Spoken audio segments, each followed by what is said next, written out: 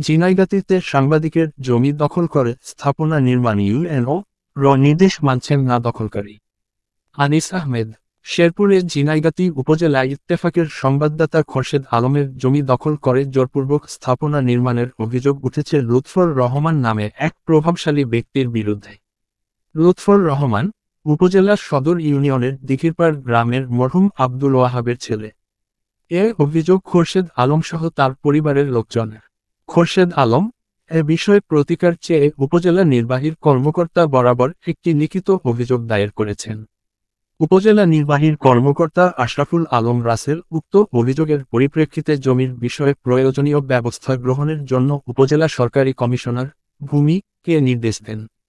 উপজেলা সরকারি কমিশনার ভূমি অনিন্দা রানী ভৌমিক লুৎফর রহমানকে উক্ত জমিতে স্থাপনা নির্মাণ কাজ বন্ধ রাখার জন্য নির্দেশ দেন এবং জমির প্রয়োজনীয় কাগজপত্রসহ তার দপ্তরে আসার জন্য বলেন।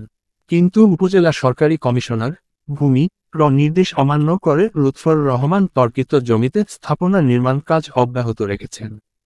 খোরশেদ আলম জানান, উপজেলা সদরের ব্রিজ রোডের দক্ষিণ পাশে বাদে 40 কাহনিয়া মুজার জেল নং 47, আরওয়ার খতিয়ান নং 14 বিভাজন 16, দাগ নং 543 বিভাজন 547, 10% পৈতৃক জমি পরিত্যক্ত অবস্থায় ছিল।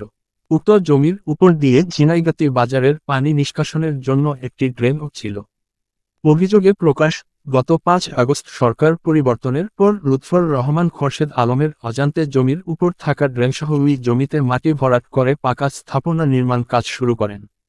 এ সময় খোরশেদ আলম তার জমির উপর স্থাপনা নির্মাণ কাজে বাধা দিতে গেলে লুৎফর রহমান ও তার লোকজন সাংবাদিক খোরশেদ আলমকে প্রাণনাশের হুমকি দেন।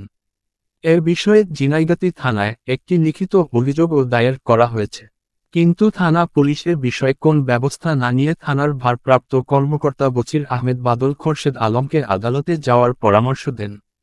উক্ত জমির উপর স্থাপনা নির্মাণের বিষয়ে লুৎফর রহমানের সাথে কথা হলে তিনি একটি গ্রাম্য দলিল দেখিয়ে বলেন খোরশেদ আলমের চাচাতো ভাই আত্মীয় স্বজনের কাছ থেকে ক্রয় করেছেন উক্ত জমি।